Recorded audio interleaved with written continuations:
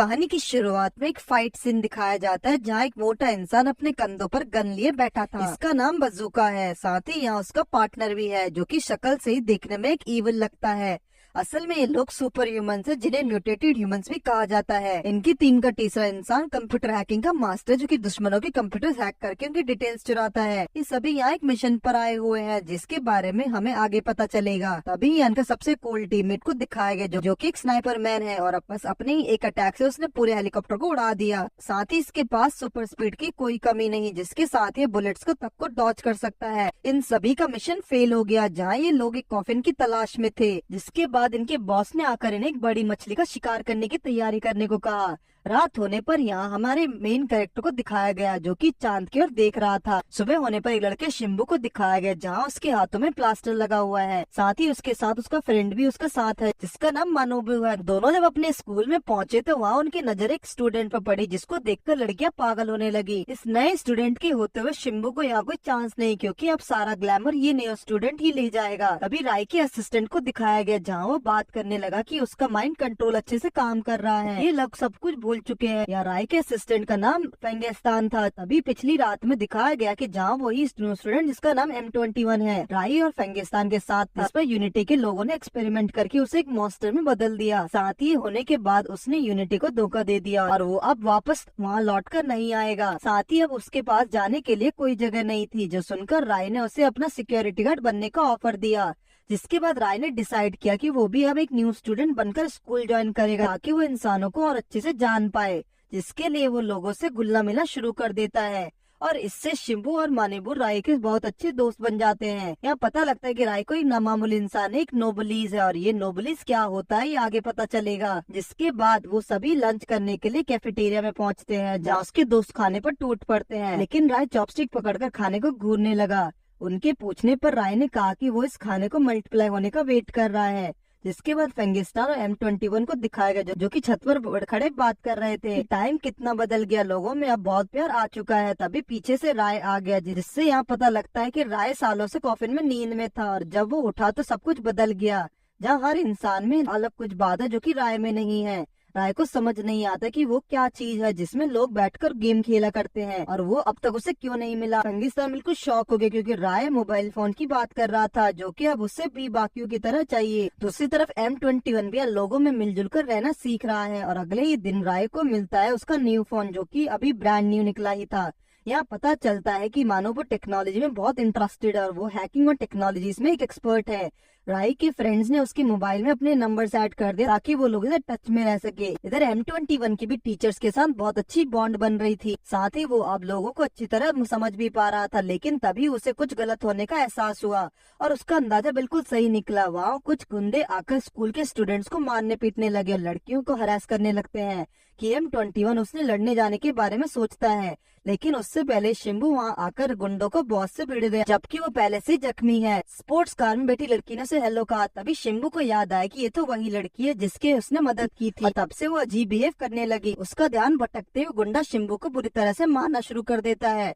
Teacher उन्हें रोकने की कोशिश करने लगी लेकिन वो यहाँ क्या कर लेते। वो गुंडा उन्हें भी मारने लगा। M21 से यहाँ ये सब देखा नहीं जाता और वो जाकर उस गुंडे को पीटने लगा। वो गुंडा M21 के सामने कुछ भी नहीं है। M21 ने उसे उठाकर फेंक दिया और उसे स्कूल के स्टूडेंट से दूर रहने के लिए कहा। जिसे देखकर वो गुंडा डर के मारे भाग गया और अब यहाँ M21 को पहले से ज्यादा अटेंशन मिलने लगी। रात के बाद M21 याद करने लगा कि उन लोगों पर इतने खतरनाक एक्सपेरिमेंट किए गए और उन्हें एक जानवर की तरह समझा गया।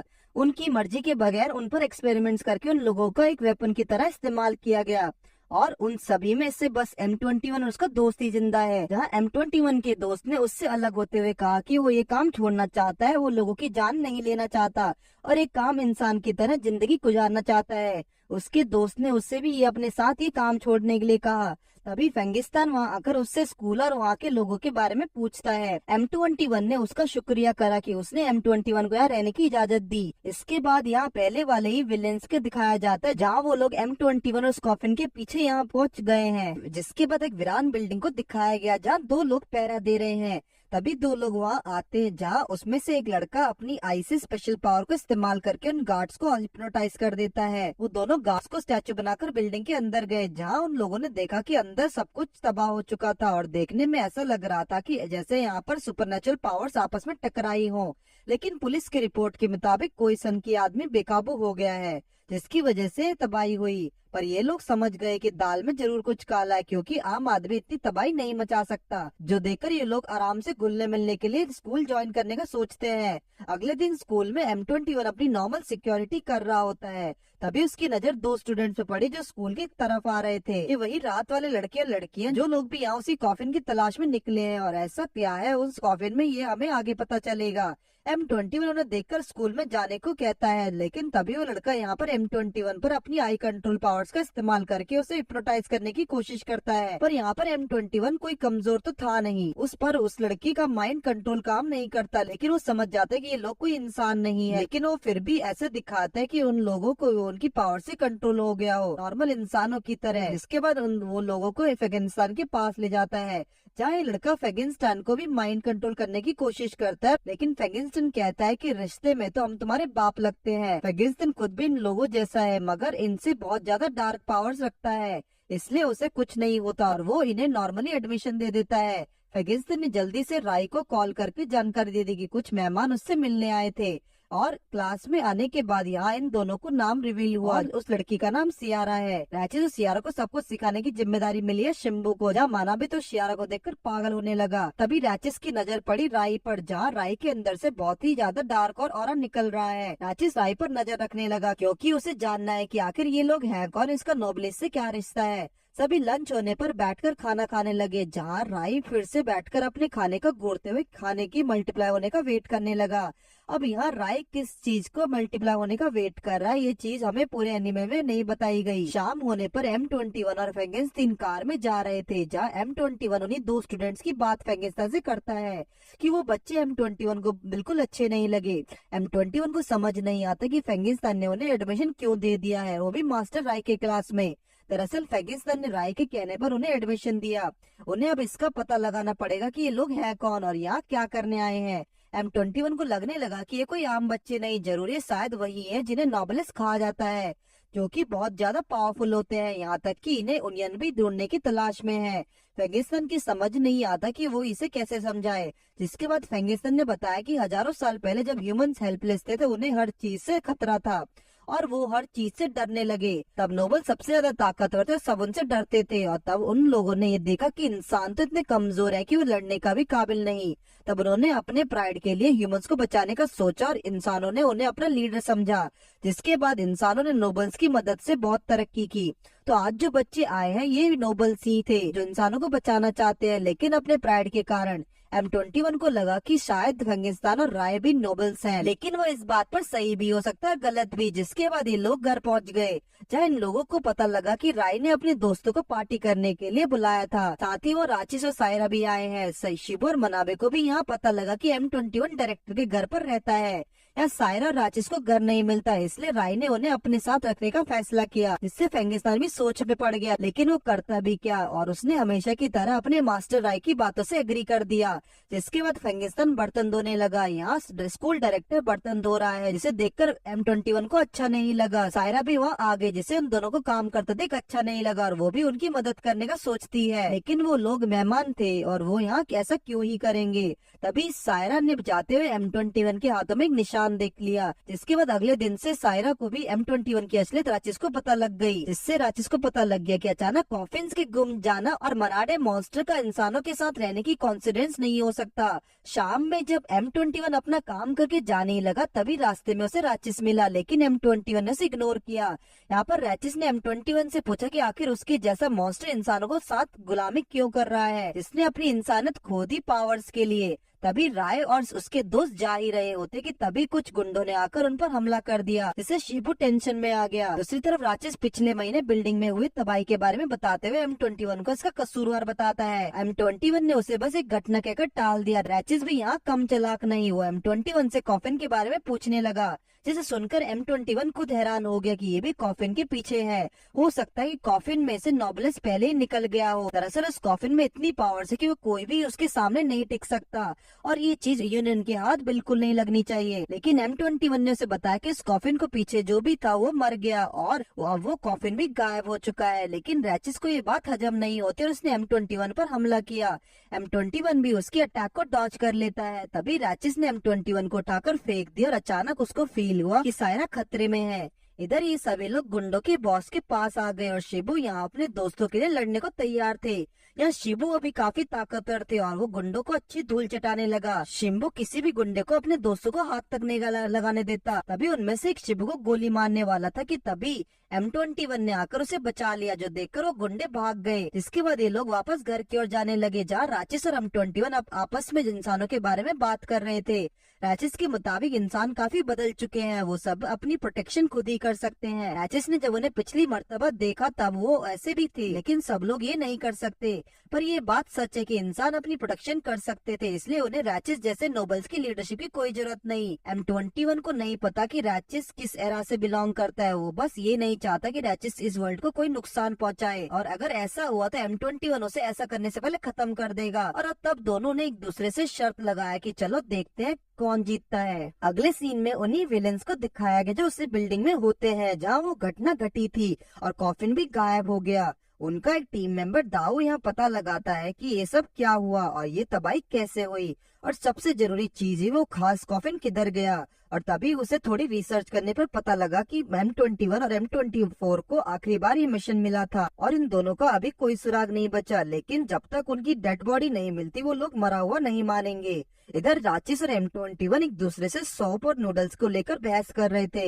यहाँ राजेश को लगने लगा कि M21 को सौंप और नूडल्स ज्यादा मिले हैं और वो उससे उस नूडल्स का बॉल मांगते हुए बहस करता है। जिसके बाद राजेश फ्रैंकेनस्टाइन के माइंड कंट्रोल करके उसे सब कुछ भूलने को कहता है, लेकिन उस पर कोई उसका असर नहीं होने वाला। जिसके बाद उसने राय पर भी माइंड कंट्रोल करने की कोशिश की, लेकिन राय पर भी इसका कोई असर नहीं होता और राजेश सोच में पड़ गया कि उसके माइंड कंट्रोल का कुछ असर नहीं हुआ। और सुबह हो जाती है, M21 हमेशा की तरह अपनी ड्यूटी में लग गया। राय को ये M21 काफी बदला हुआ दिख रहा है। दूसरी तरफ क्लास में शिम्बू को थोड़ी चोटें आई हुई थी पिछली रात गुंडों की पिटाई के कारण। मानबू ने आकर उसे चिढ़ाया कि अगर M21 वहाँ न आता तो शिम्बू का खेल तो वहीं खत्म था। और यही शिम्बू की बातों से मानबू को लगा कि शिम्बू सायरा के सामने शो ऑफ कर रहा है, जो सुनकर शिम्बू को कुछ समझ नहीं आता। तभी राजेश और सायरा वहाँ आ गए। इसे देखकर मानव भी जाकर राजेश से दोस्ती बढ़ाने की कोशिश करने लगा और ये देखकर शिम्बू को लगने लगा कि शायद मानव लड़कों को पसंद करता है। इधर प्रिंसिपल रूम में राय और फेंगिस्तान को दिखाया जाता है, जहाँ फेंगिस्तान राजेश सायरा की फैमिली के बारे में राय को बताने लगा कि वो फैमिली बिल्कुल भी थे नहीं बदली। फेंगिस्तान उनकी फैमिली की बुराई करते हुए उन्हें कमजोर कहता है, जिस पर राय ने उसे ऐसे इंसल्ट करने से मना किया। दूसरी तरफ मानवों को दिखाया जाता है जहाँ वो अपने सर्वर्स से काम करा रहा था कि तभी गांव उसकी सर्वर्स को हैक करने की कोशिश करने लगा। लेकिन मानवो भी यहाँ कोई काम नहीं, वो अपने सर्वर्स को हैक नहीं होने देता और ऐसा करके मानवो को मजा आ रहा था। इधर गांव भी ये देखकर हैरान था कि उसके जैसा कोई और भी हैकर है और उसको भी ये सब करने में मजा आ रहा है। वो दोनों ही एक दूसरे को काफी अच्छी टक्कर दे रहे थे कि तभी शिबू से लैपटॉप का वायर निकल गई, जिससे सर्वर्स ऑफ हो गए। लेकिन मानबू उससे गुस्से में कुछ नहीं कहता और बाहर चला जाता है। तभी गांव ने उससे मैसेज किया कि उसे मानबू से मिलकर बहुत अच्छा लगा और वो उससे मानबू को अपने साथ बाहर कहीं मिलने को बुलाता है, जो देखते शिबू का शक यकीन में बदल गया कि मानबू लड़की में इंटरेस्टेड है। लैपटॉप ऑफ होने की वजह से गांव ने सर्वर्स हैक करके देख लिया कि M21 स्कूल में सिक्योरिटी गार्ड की जॉब कर रहा है, लेकिन उन्हें वहाँ पर M24 का कोई सुराग नहीं मिला। वो डिसाइड करते कि M21 को पकड़कर उससे बाकी की पूछताछ करेंगे। इधर M21 और राजेश आपस में एक बार फिर से बहस करने लग गए। तभी गुस्से में फेंगिस्टन वहाँ आता और उन दोनों के भी घर के कामों में हाथ बटाने के लिए कहता है, जो सुनकर राजेश और M21 इसके लिए मना करने लगे, जिस पर राजेश चिल्लाने के लिए उन सभी को काम करने के लिए कहता है। और जब राजेश और बाकी सब काम करने लगे तब राजेश देखता है कि राय चुपचाप बैठा हुआ है। उसे ये चीज अच्छी नहीं लगी कि राय खाली क्यों बैठा है, जो सुनकर फेंगिस्तान को फिर से बहुत गुस्सा आने लगा। लेकिन वो इसके जवाब में कुछ नहीं कह सकता। और तभी राय भी उठकर आ गया और उनके साथ काम करने लगा और अपने मास्टर को इस तरह काम करते देख फंगिस्तान को डूब कर मरने का मन करता है। अगले दिन फंगिस्तान ने प्रिंसिपल रूम में M21 को बुलाया और उसने एक कार्ड M21 को दिया, जो देखकर M21 शॉक में था। ये उसकी महीने भर की मेहनत थी और उन लोगों ने उसे फ्री में काम पर भी नहीं रखा, इसलिए जिसके बाद M21 बाहर आकर सोचने लगा कि वो बस एक एक्सपेरिमेंटल सब्जेक्ट था जिसे लोग इस्तेमाल कर रहे थे। लेकिन यहाँ आकर वो बिल्कुल इंसानों वाली जिंदगी जी रहा है और अब उसकी जिंदगी में कितना सुकून आ गया। उसे उसके दोस्त भी मिल गए हैं। अब यही सब सोचते हुए M21 शाम में घर जा ही रहा होता है कि तभी उसके सामने शार्क और हैमर आ गए।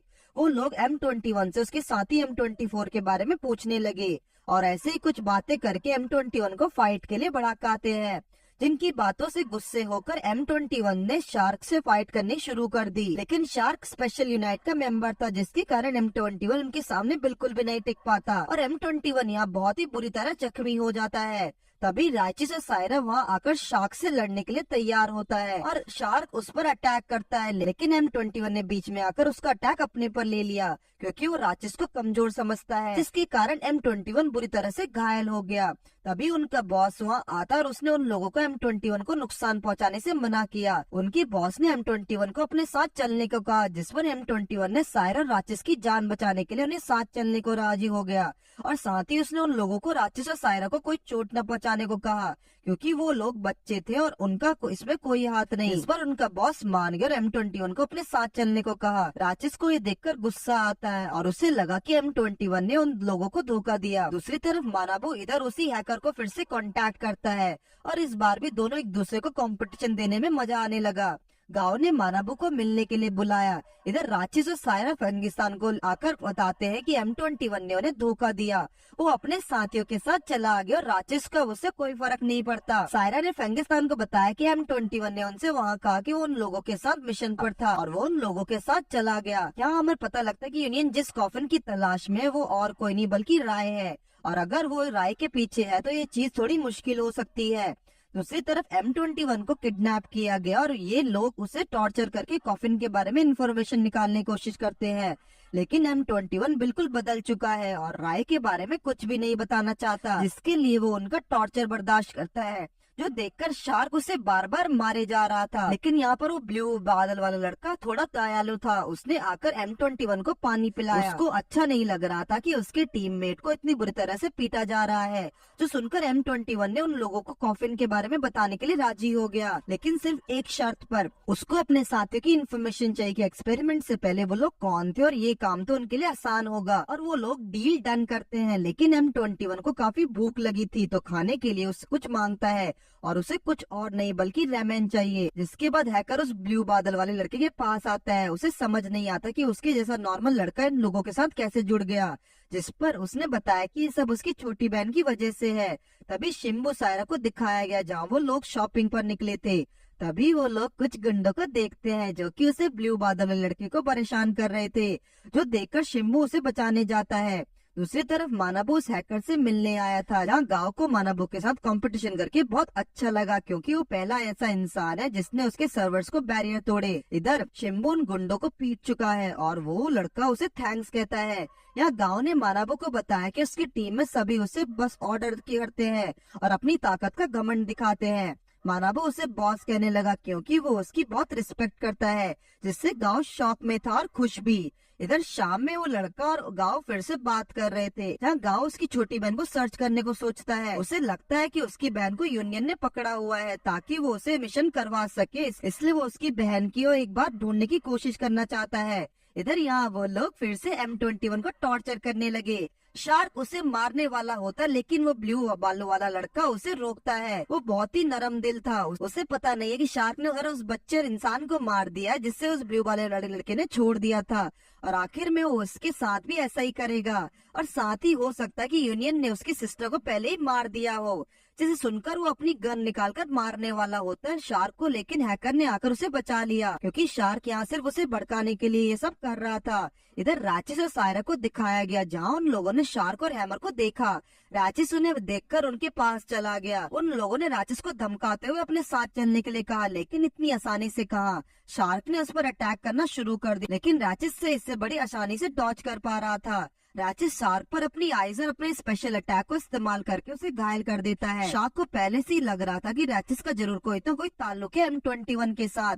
शार्क समझ गया कि राचिस असल में एक नोबलीज है। तभी हैमर ने शार्क को एक टैबलेट दिया जिसे खाकर शार्क के अंदर ओपी पावर्स आ जाती हैं और वो अब राचिस को अटैक को भी डॉज करने लगा। लेकिन अब तक राचिस फाइट में सीरियस नहीं हुआ क्योंकि वो शार्क को M21 का दोस्त समझ के उससे मजे ले रहा था। जिसके बाद राचिस शार्क की पावर को बूस्ट के बाद भी उसे बहुत मारने लगा, जिससे शार्क भी हैरान हो गया। तभी हैमर ने शिबू और मानाबू को अपना दोस्त बना लिया, जिसको देखकर राचिस ने हार मान ली। जिसके बाद वो लोग सभी टीममेट्स को जाकर बताते कि उन लोगों ने राचिस और उसके दोस्तों को पकड़ लिया है।